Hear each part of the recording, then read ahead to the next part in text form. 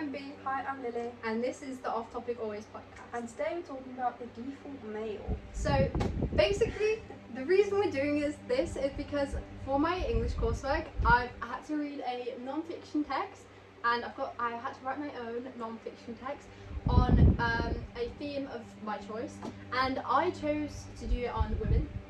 And basically, for my non-fiction, I've chose to do it on like the gender imbalance within the medical field. So I picked this book, Invisible Women. I'm gonna just read what's it called? This is a very B-led podcast today, guys. I'm very impressed. She's finally coming in with like loads of stuff to say about. What's this part called? I don't know. Is it like a like the little note they said for whatever, like that part of the book. I don't know because I know all books have them. I just don't know what they're called. I don't know what it is because it's not a prologue. I don't know. No, but this part where it's just like the note towards whoever, whatever. It says, for the women who persist, keep on being bloody difficult. And I agree. Just keep being difficult. Just keep being difficult, especially towards men. Especially towards men. Anyway, so basically, I am the one with most knowledge. I've briefed Lily on it so she can help wherever she has some extra knowledge to share. So I think to start, we want to start with like the default male, which is the first thing that's covered in this book. So the default male goes on about how basically everything is designed towards men, not just within the medical field, but within like everything. Just general society. Everything. So you know, like phones, for example. Men have bigger hands than women, like they do. And so when designing phones, they're designed for men's hands. So when women are holding phones, like although it's okay, it's designed for men's hands, so it's a bit more of a struggle to hold it as a woman. As a woman. English student, by the way. As a woman. No, it's a bit more difficult to hold it as a woman because they're not designed for your hands. And another example that I forgot about until someone else brought it up to me the other day was how seatbelts. And like in crash tests, they're designed for men. So women have like shorter rib cages, I believe. Yeah, so when seatbelts are like fastened, they're designed to protect men more than women because women like have a different body structure. So they don't protect women as much. Like Barbie, the film Barbie. I told this to be. Barbie was made before they tested realistic woman, like ragdoll like in like a crash dummy test. Like it's been less than 5 years since they've tested how a woman's body is affected during a car crash. It's something silly like mortality rate is like I don't know. It's like it's much easier for a woman to become seriously injured in a car crash than a man because the seatbelts are just not made to fit a woman's body type, and they didn't know this until like 3 or 4 years ago, which is just I think insane. Speaking on like the lack of experimentation within women, because obviously my coursework is mainly focused around the medical field. When doing like clinical trials and like anything experimentation wise, they tend to do it on men rather than women because women are like treated as having like more hormones, so they're like more complex and they disrupt the data more. That reminds me of this this thing at the moment where there's an ad for like men get hormonal too. Have you seen the comparison of a man's hormone compared to a woman's hormone thing? It's nothing. There's like little bumps in the road. The women's hormone levels are everywhere. Like it's crazy to see medicine continue to be catered towards men. Yeah, it's neglectful to be honest, because like if you're experimenting on like say a drug for like women specifically and you're treating it as like it's a man that you're doing this drug for, when it's on women it's not going to work as effective because you've not taken into account the hormone levels, you've not taken into account like how different women's bodies actually are to men. And I think a good example of this is the insomnia drug, which was made like I feel like they're all mainly tested on men. Did you know like when they do these trials they typically don't like disclose who did the trial, so you don't know whether it's men or if it was like it's a double placebo, isn't it? Yeah, so you don't double blind. You don't women don't know if it's safe because they're not like they don't know if women actually were there for the trial. But going back to the insomnia drug, because women, they break down, like they metabolize the drug slower, which increases the like chances of having, I can't remember what it's called, but this like morning effect where it like actually harms women. So it's obviously built for men, and it was I think the drug was created in like 1983, I want to say, in Europe, or 1992 in USA, and it wasn't until 2013 in the USA, I think, where they told manufacturers and like people that are selling the drug to lower the dosage for women because it's harming women.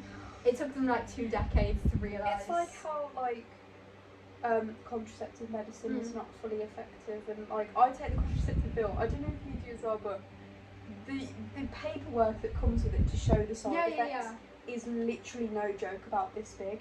And I just fully believe that, I mean, they are literally in the moment trying to make a contraceptive pill that is 100% effective for a man. Didn't they do? They banned. Yeah, they stopped it because there was a few it. effects on men. It was like, oh, I've got a headache, oh, I've got a tummy ache, where like these contraceptive pills are killing. Is it? Yeah. One of the side effects could be death. It is death. Yeah. It's like it could be death.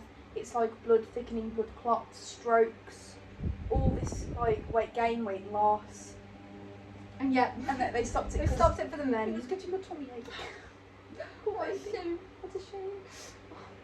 But yeah, no, I think specifically within the medical field, there's so much neglect for like when women go to the when women go to get diagnosed, it takes them a while because they're constantly like mistreated and misdiagnosed, and also they're like told, oh, it's just period pain, it's just all in your head, you're just being over dramatic.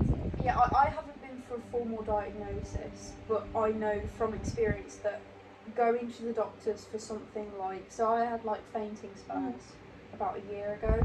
Going to the doctors to try and get a blood test for that wasn't possible because every doctor I spoke to was just like, no, it's just your hormones, like how are your periods doing, like, you know, you're a growing woman, that's probably why. And I'm like, I'm fainting at home, like this is not, it's not normal. It's not normal for me to faint. I think as well there's like a lot of stereotyping around women as being over dramatic because obviously we're in society, people have like treated women as being like over dramatic or crazy or emotional, like there's this, because women are so hormonal, there's this basis, oh yeah, they're so much more emotional.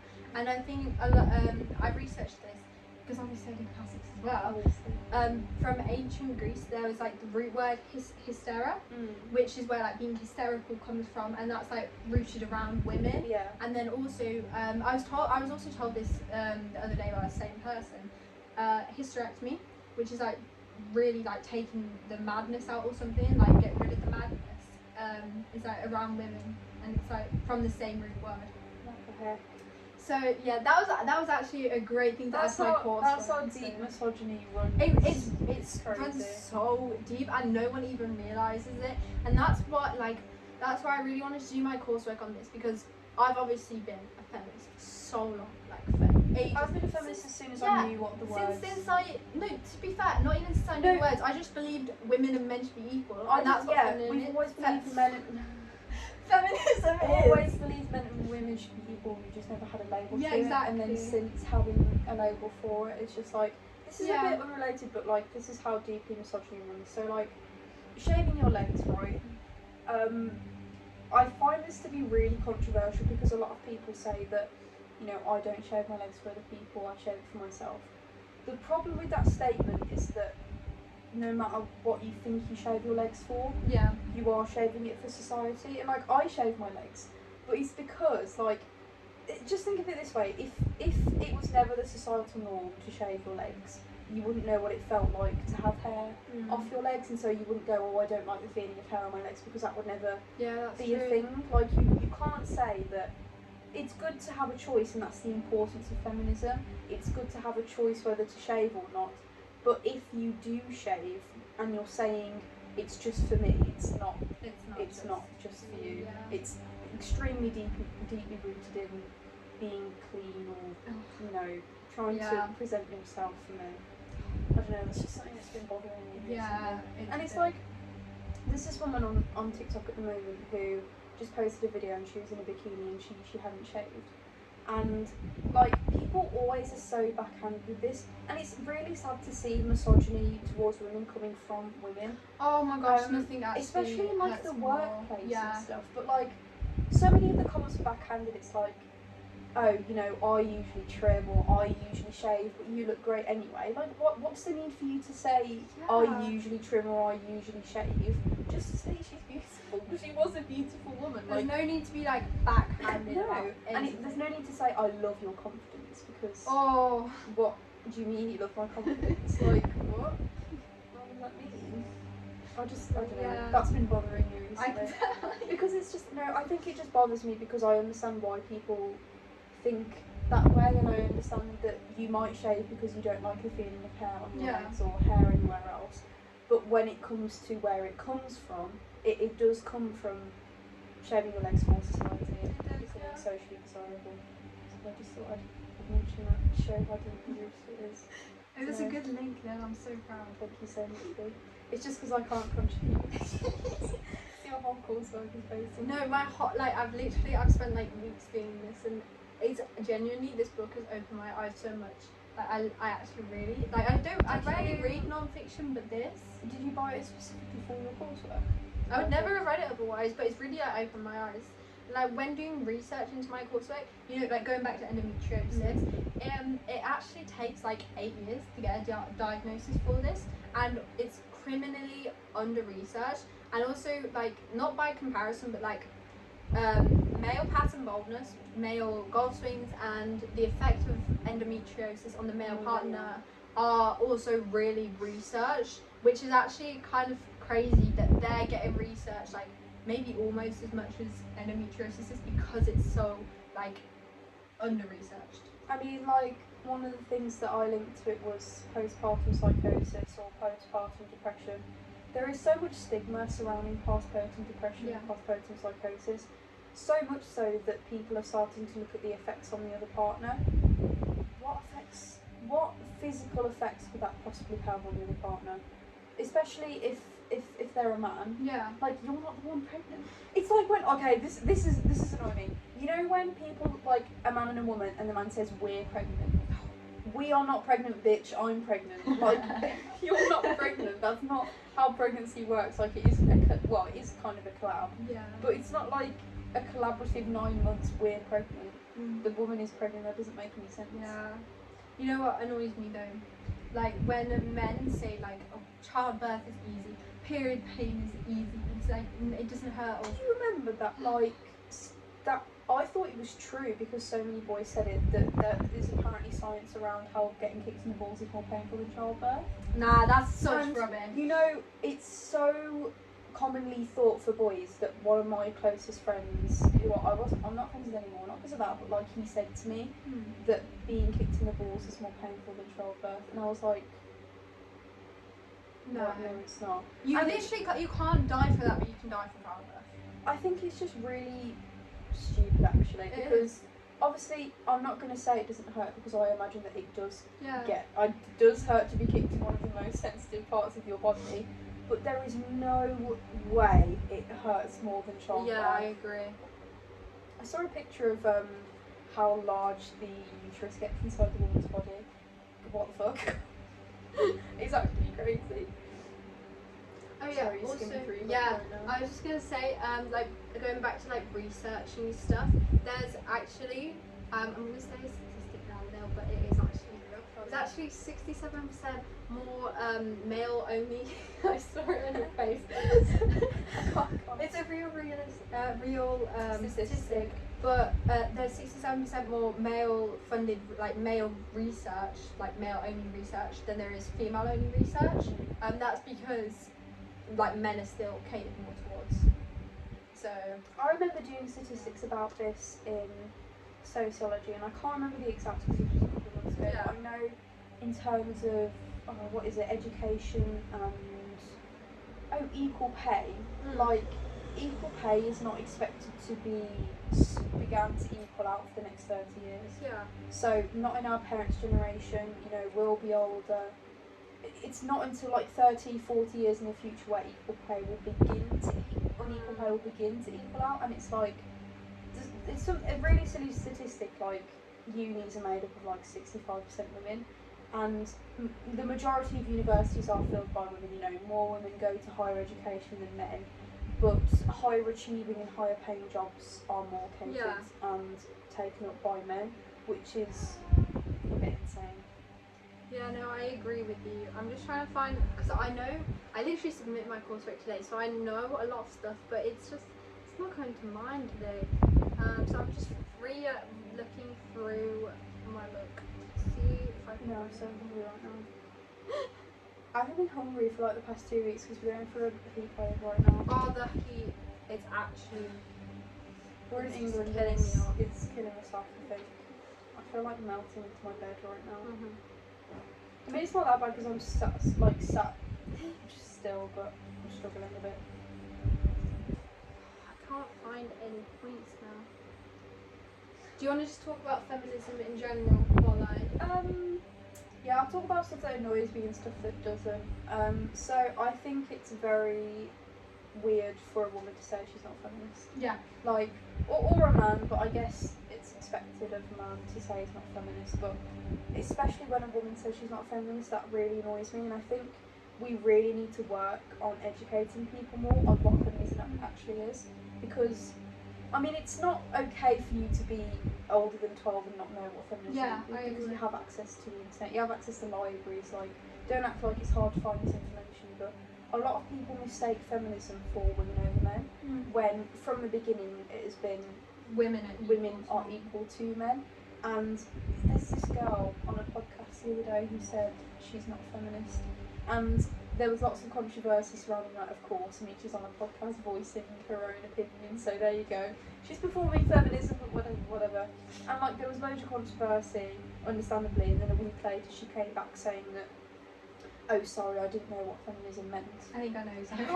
What do you mean you don't know what feminism no. means? I think as well, going back to like how you said it's expected of men, like they're not going to want to be feminists. The thing is, I think because you know how men say like not all men. Yeah. They say that a lot, and then also there's like, because they're like not all men, like there's certain guys who are bad or whatever. Those bad guys, like, they make the other men look better. Do you know what I mean? So even if you're not partaking in being like sexist or not feminist, by like you're getting, I don't know what the word, like getting treated better because you're not sexist.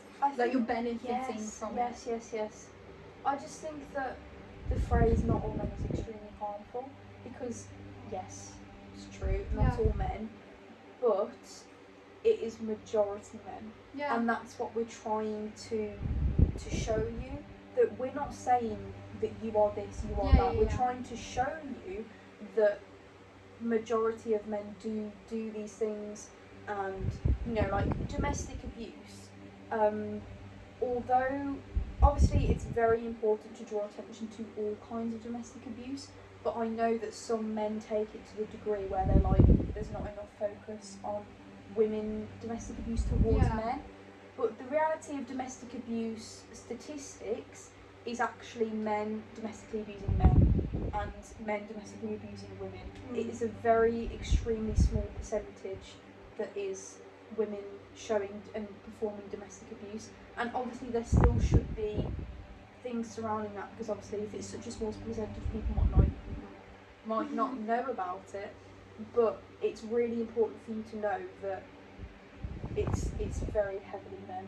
Yeah, I also think it's a bit hypocritical sometimes, because there'll be like not all men about like what the bad men are doing, but then there'll be like I'm trying to think of an example. So they'll be like not all men about this, but then they'll be like to their like wife or girlfriend, oh, you can't be friends with that guy. I know how all men think. Yeah, like that's quite hypocritical when you think about it. Not all men, but I know that every dad on the planet will not want their daughter to date men until a certain age, because they know what men their age are thinking. Yeah, exactly. It's so hypocritical when you actually think about it. Like, I think the thing is, stuff like this, like where they're being hypocritical about not all men, or like even misogynistic stuff, sexist stuff. Everything is so deep. Like going back to it, it's so deeply ingrained in society. Everything is so deeply ingrained in misogyny without people without realising. even realizing. So I feel like that's why it's so important to bring like awareness to It's it's still like this. clothing, like for it was a quote from a film, and I can't remember what film it was, and I'm not going to say the exact quote because I can't remember the exact quote, but I just thought this was such an interesting point. Like, it's not degrading for a woman to wear shorts. It's not degrading for a woman to wear trousers or have short hair or wear a suit. But it is degrading for a man to wear a skirt. It is degrading for a man to have longer hair. It's degrading for a man to wear makeup, because you see being feminine as something that is demeaning or degrading or something that shouldn't be normalised, which I just think, I was sitting there being like, holy shit, my brain, like, like literally, I was like, I can't believe I've never thought about that before, because like, it's true, isn't it? Like, it is very true. For a man to wear a skirt is much more like stigmatised than a woman wearing trousers or having short hair. I think another thing that's like stigmatised, obviously because of the heat, I've been like overheating so bad, and obviously a lot of men take their tops off when it's hot. Can we ban that? A lot of men do it, and then women aren't allowed to. Women are allowed to, I mean, take their tops off, or even walk around in their bra. I remember when I was little, I even used to fall into this thing of like women shouldn't show their chest. But when you really deep it, what is the difference? There's literally, it's a little bit of extra. There's no difference. There is no difference. It should be that women can walk around without anything on their top half, because there is no difference. There's no difference. Other than biologically, we produce milk and everything. Like, there's no fucking difference. I think a lot of that stems from women's bodies being so overly sexualized. Even looking back, like you look back and like that women's bodies are just so overly sexualized. Even going back to like the earliest times you can think of, for example, like when it was taboo to show an ankle. That's because women's bodies are so sexualized. It's just very strange to. Yeah. I mean, I don't particularly have a problem with men walking around without their tops on. But I think the reason it irritates me is because I know that I couldn't go out there and take my top off. Yeah. I'm boiling over here. Why can't I take my top off? I can't even walk around with a bra on. Exactly. Like, what is so bad about showing a little bit more cleavage? I don't think there's anything. It's like when you go to a beach and women get dirty looks for wearing bikinis. You're wearing a Speedo. We can see all of it, and you're over here giving women dirty looks for wearing bikinis. Why? It's hot. Yeah. They want to swim. There's nothing wrong with wearing a bikini and showing extra skin. It's ridiculous. Did you find the page? I did. You know how we mentioned earlier? You mentioned earlier about push-ups.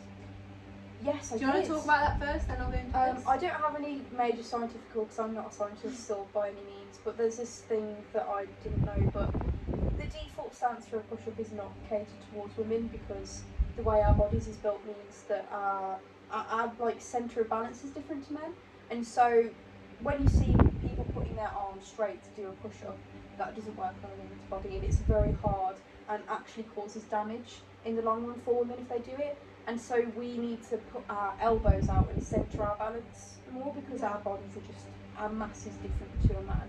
And I just thought that was really interesting to know. And I did try it, because I'm not very athletic at all. I can swim very well, but I'm not athletic in any other sense. I tried it, and I've always wondered why push-ups are so difficult.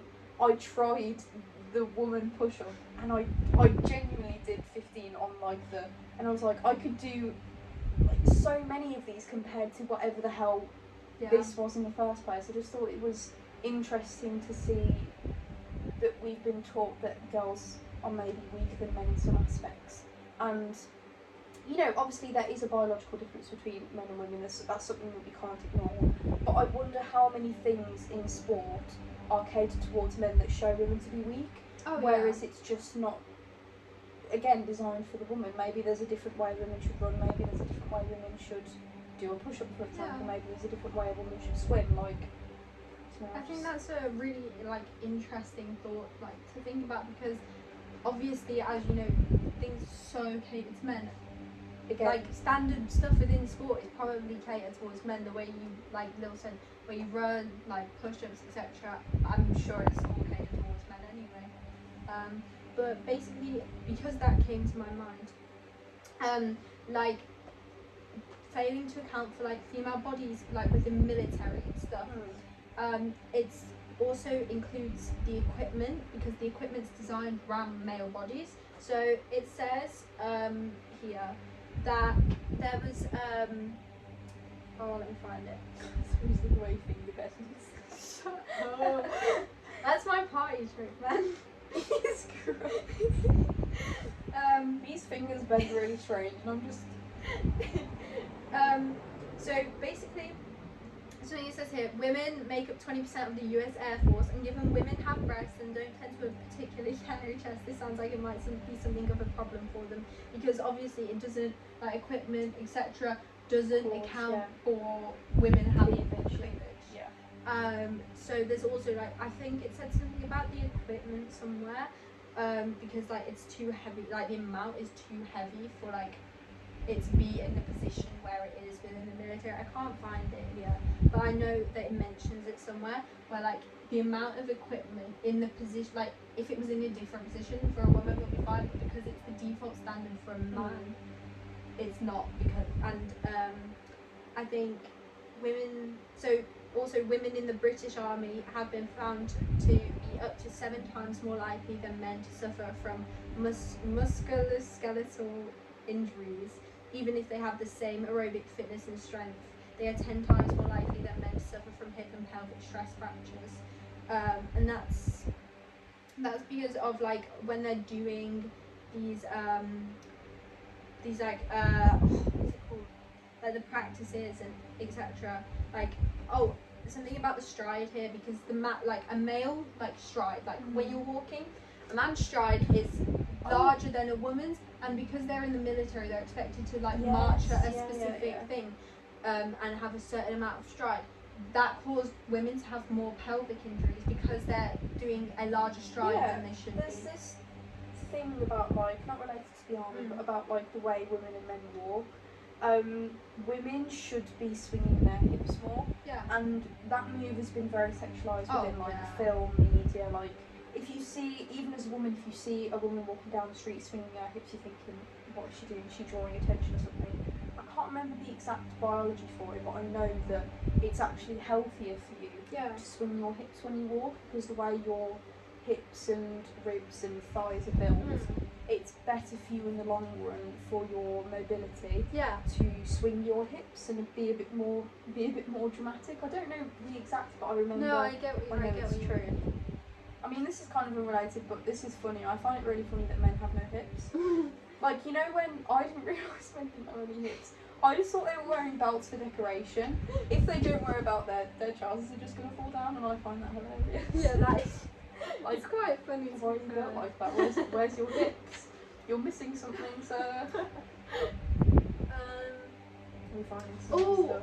I just saw like a word in there that reminded me. School. Yeah.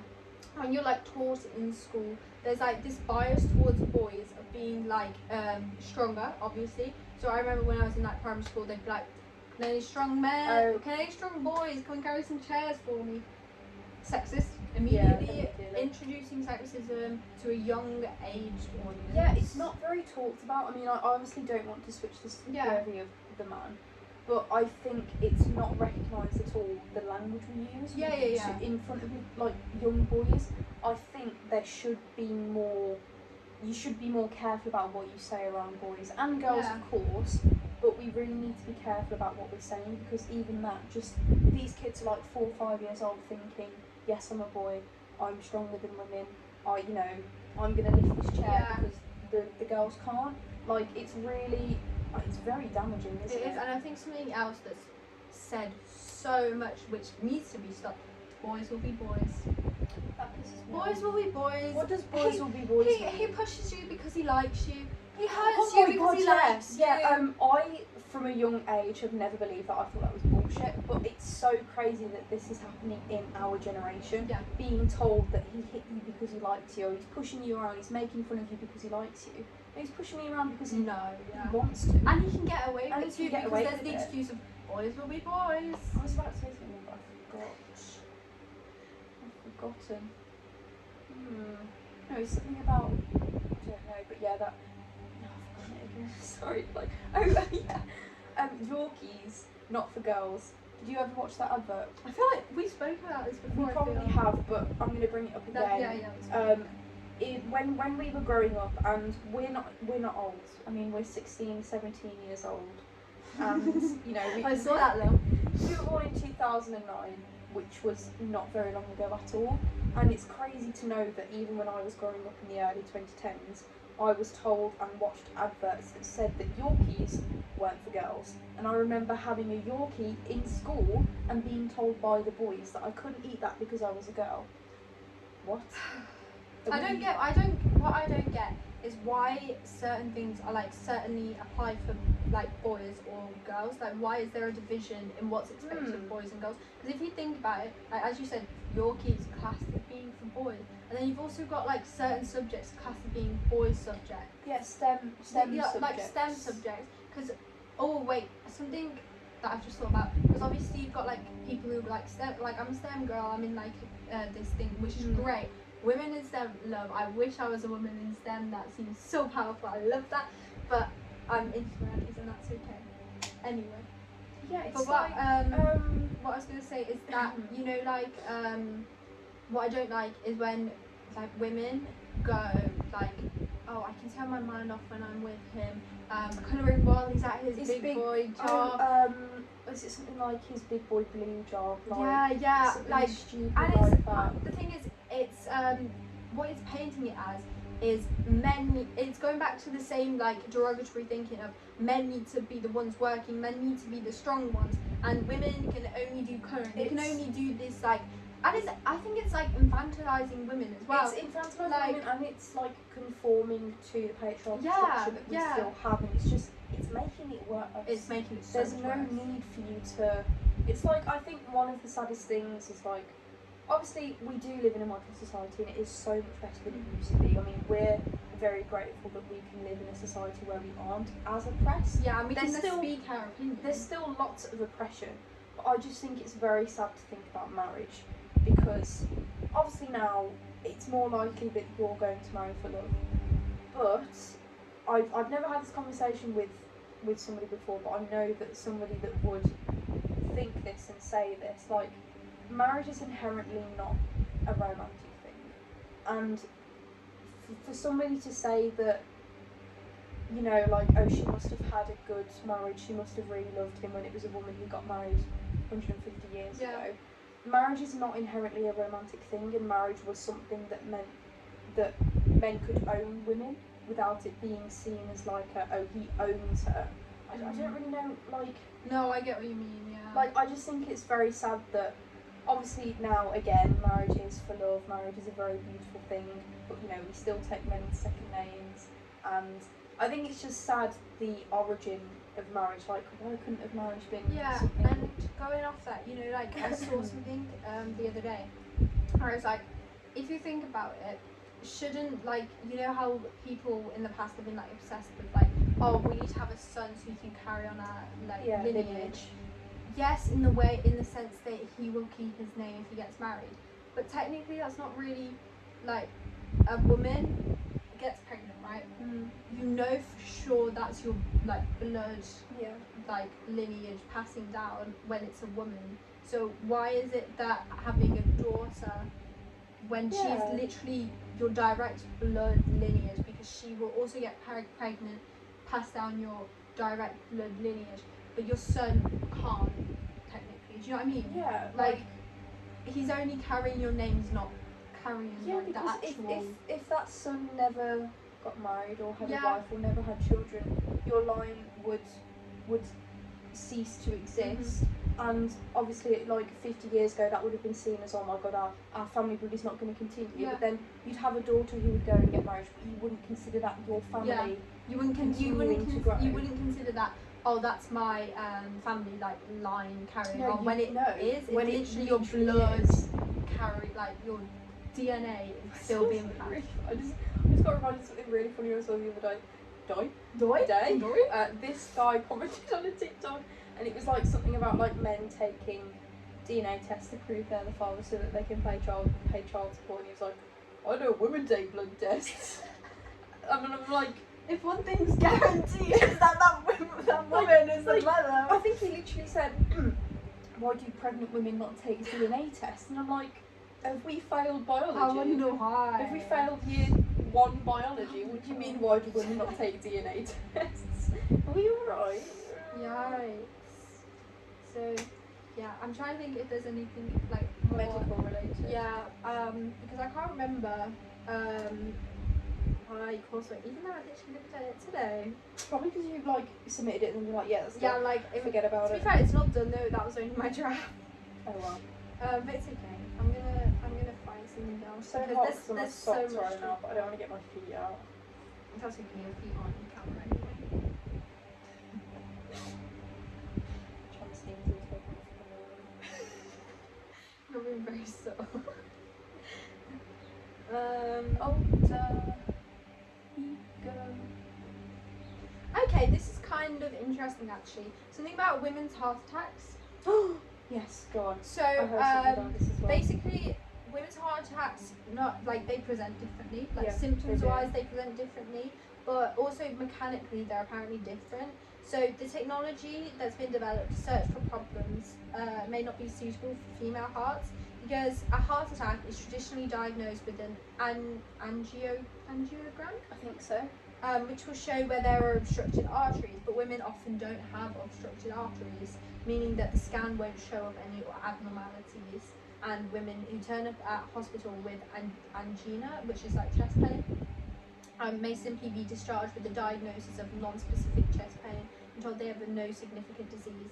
So they do, like women with normal angiograms have gone on to suffer a heart attack or stroke shortly after leaving the Yeah, and I hospital. think it's like the symptoms go on for longer and they go unnoticed for longer as Yeah. well, so that when it happens, they're more likely to, I think they're more likely to die, or they're more likely to have a more severe heart attack, just because of the way we're taught that. I remember seeing a post about it actually on, I think it was the Tube in London or something, but like there was a poster about how we should be teaching how different heart attacks can present, because the typical symptoms for a heart attack are the symptoms that a man gets, not a woman. And so when a woman has a heart attack, she's like, oh, I'm having a bit of chest pain, just like chest pain, and that's it. I think that circles back round to women being classed as over dramatic and over everything. Like everything comes back to this stigmatism around women being like over dramatic and crazy and hysterical.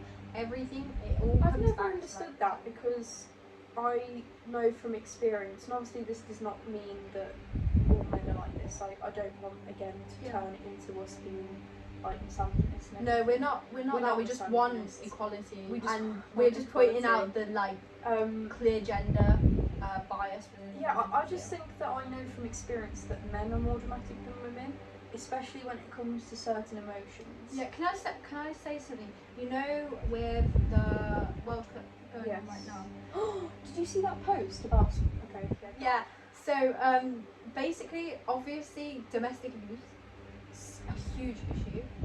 But when a man's football team loses, or like specifically when England's playing like the World Cup is right now, it increases, like exponentially increases. And then when because they're so like angry that they lost, it increases. Even if they win, it increases. It increases. I can't remember the exact statistic. It'd be good if we could have it with you, but I'm telling you now that it's crazy statistics for when they lose. It's also very high when they win. Yeah. There is no escape for women in abusive households. It's because obviously there's that stigmatism around women being emotional, but men are emotional, and especially when it comes to sports. There was also this other thing about sports that I saw. So obviously that domestic abuse statistic should be shown around because it shows no matter what you do really. But have you noticed that like when women celebrate, I don't know, boy bands or artists I've or seen this, swimming or different types of sports that are deemed feminine, you know, they're seen as childish, or they're seen as over dramatic, like why are you crying Yeah. and screaming over an artist on stage, or screaming over, I don't know, ballet or something. Football is one of the most aggressive sports ever. I mean, it was a post specifically about the picture difference, and it was like fangirls, you know, screaming and crying when they're watching somebody perform, and that's deemed as childish and dramatic. But then a picture of men falling over themselves, throwing beer all around the place, screaming, shouting, sweat, like profanity, Yeah. singing, that's seen as like It's seen as just normal. normal, just rooting for Yeah, I his think it team. comes back to that as well. Boys will be boys. Yeah, like there is nothing wrong with it. I mean, Yeah. I don't like football anyway, and I think I don't really like being around men when they're watching football. But it's okay to scream, it's okay to shout, because you know you're enjoying yourself. Yeah, happy you're that like your team is immersed in the immersed in the experience. But I just think it's disgusting how we treat the differences between men Yeah, and women. Like 100%. you definitely like put down women for crying at a concert, but you don't put down men for screaming and shouting at a football match. And I just think it's insane. It Really. is insane. Like this, it's just. I think just like everything we speak about, it all just links back to initial stereotypes that society deems like this is a man's thing, this is a woman's thing. I think my main thing is just it's really the reason we're speaking about it is obviously because there needs to be attention brought to it, and even if in 100 years we are equal, it's still important to know our history. I just find it very harmful that I've grown up experiencing these things. Yeah. And I don't know, I don't know why that's so, well no, I do know why that's so crazy, because how are we in the 2000s and women are still experiencing misogyny growing up? How are we still teaching our children that there is a difference between men and women, when in reality there is no difference? Yeah, I think as well, like it links back to like going back to like society. There's an expectation as well of like, I know we talked about it earlier a little bit of like women wanting to like men being the like breadwinners and Yeah. like there's a silent expectation within society that women belong in the domestic sphere. Yes. Like for example, when a woman has a child, Yes. and she's working, she's got a job, she has a child, she's expected to drop it all to go and stay with the kids, which I don't think is the smartest decision to do. Because I think if you've got this passion, right? You've got this passion for a job you're in, and your husband says to you, "Hey, you need to like quit your job to take care of the kids, and don't trust them with a babysitter or whatever." It's such rubbish, honestly. I mean, I remember doing about like domestic, what's it called? I don't know. There's something roles. My sociologist is going to be so mad at me for not remembering this. It's something roles. Shit, my body's going to be. Adam, I'm so sorry. But basically, like the domestic split between men and women, and there's this woman called Anne Oakley who did a study of the housewives, because these two men, Wilmot and Young, did a research about, and they called it the symmetrical family. So they claimed, and this was in 1974, I think, they claimed that the household had become more equal, and that men and women's roles were becoming more symmetrical every day, hence the name Symmetrical Family. And then Anne Oakley bust in with a study of the housewives, and it was a study of 40 women, and 70% of them were unsatisfied with housework. 3/4 of them said that, oh gosh, it was a something household, but 80% of that percentage were still dissatisfied with their husband's work. An average work week for a housewife is 77 hours unpaid labour. Women do an average of 40 more hours than their partner in domestic work a month. I'm like, isn't that fucking insane? Why are we working? It's like when men compare looking after children and working a job. They're both hard things. You can't say one is easier than the other, because it's not. Especially if you work in an office, I'd argue that looking after children is harder than working in an office. But especially when blue collar men compare, say if you're a builder, they're like, oh, my wife gets to relax at home all day with the children while I go out and do manual labour. You don't realise how difficult it is to try and balance an entire household on your shoulders. And it's funny that they say that, but they can't even look after their own kids for more than an hour, because they just get stressed or, oh, these kids are being so annoying. Your wife does this every day. Yeah. It's just insane. I think another thing, going back to like stereotypes and stuff. If you're like imagining, right? If you're like imagining if you imagine a stereotypical like career path where it's mainly men and you're like programmed since you're a child. Say if you think of like a doctor, many people think of men. Yes. If you think of a nurse, many people think of women. Yeah. If you think of a builder, many people think of men. Yeah. If you think of a teacher, many people probably think of women. Yeah. Because they're stereotypically ingrained to be like women-only jobs or male. Like obviously they're not, but that's what you're taught to think. Because it's such a. I mean that's the reason that. I mean obviously that's not the sole reason that some of these jobs are mainly dominated by men. Yeah. Obviously there's a systematic side, like men are more likely to be hired for the job, but it's also ingrained in the fact that we are brought up this way, and so women and men from a very, very, very early age will automatically assume that this path is not made for me, and you know, a boy might say I can't become a teacher because that's a girl's job. A girl might say I can't become a doctor because that's a boy's job. Even if you don't say it out loud, in that's your what head, you're thinking. that's what you're thinking because that's what you've been brought up to believe, and that's why. Not obviously again not the sole reason, but that's probably a very leading factor to why these jobs are solely taken up by either a man or a woman. Well, I feel like we've covered a lot. I also just want to speak about the women in Afghanistan. Yes, good point. Because again, I think we very recently talked about performative activism, and this is not performative activism. This has been going on for even hundreds of years. Yeah. But it's very important, especially since it's relevant now, for me to explain to you what these women are going through in Afghanistan. They cannot speak. They're not allowed to speak unless spoken to, and even when they're spoken to, they're not really allowed to speak. They can't go out. They now can't go outside without a male present. In the education system, they are split up between male and female, and men get more education. They are not allowed to continue education after the age of 12. They have to. I don't think it's a law at the moment because I know that many women don't wear a burqa, but they are heavily encouraged, and you will be punished in public if you don't wear a burqa. If you don't know what a burqa is, it's a heavily concealed clothing item that covers literally everything, and you have a mesh in front of your eyes that covers your eyes as well. And I don't know, it makes me so sad to think that. You know, I've seen like a few speeches. I think it was Meryl Streep. Was it Meryl Streep? It was there's two that I want to speak about. There's thing. Meryl Streep where she goes on about how a cat has more rights than a woman, yes, in Afghanistan at the minute. And then there was also one What's her name? that stood out to me by Angelina Jolie. Yes.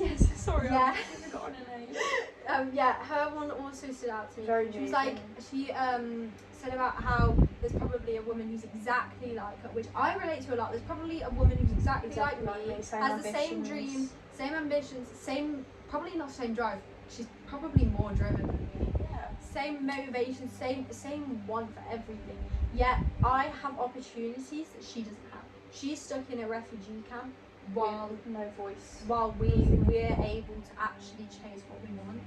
So I think those speeches specifically, I think are really moving. And if you have the chance, maybe go watch them, because I think it's so important when celebrities bring it. Obviously, Afghanistan is a very heavily Islamic country, Yeah. and I'm not religious myself, but I will say that religion is unfortunately rooted in misogyny.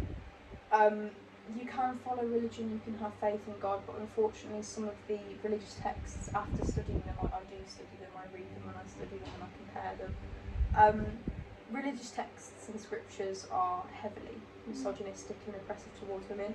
But I do think that they are very beautiful as well. You know, religion brings faith to people, and I think it's disgusting that people, specifically men, have altered Islam to fit them.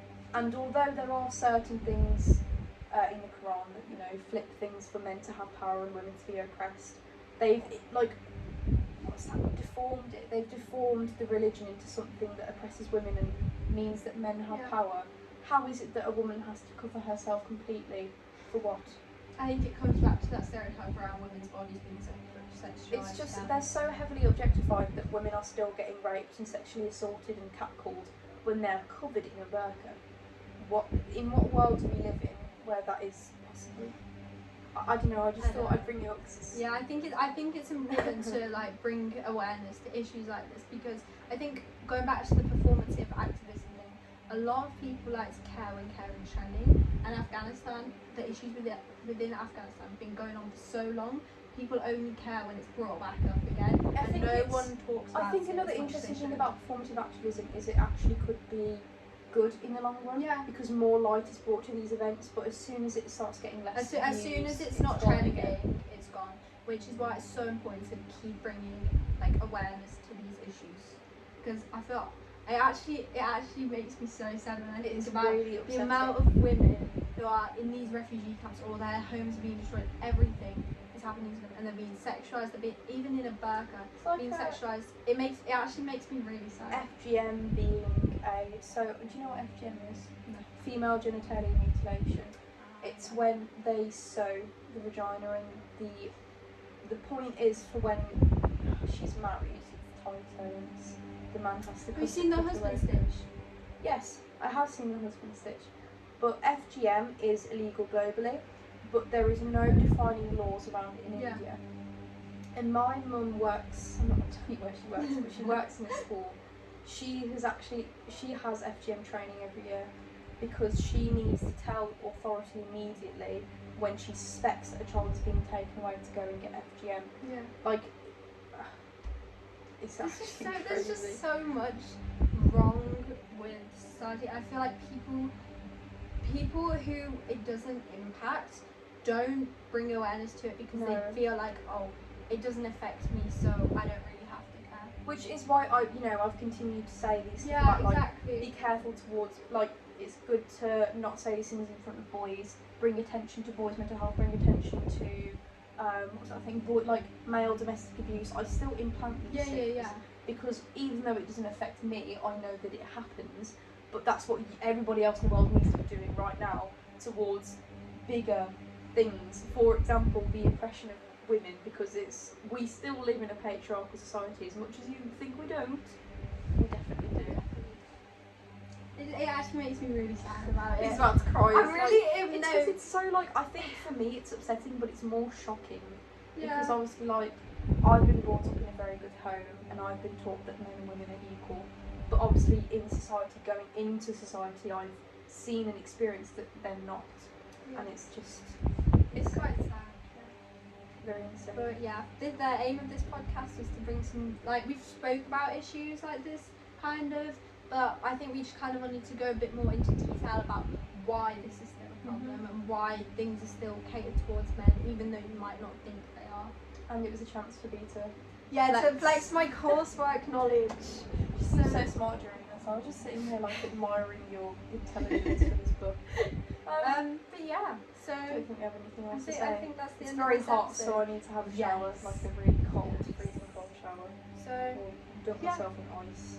Yeah, if you enjoyed. So yeah, this is the Off Topic Always podcast. If you enjoyed, like and subscribe, please. Yes. Bye. Bye.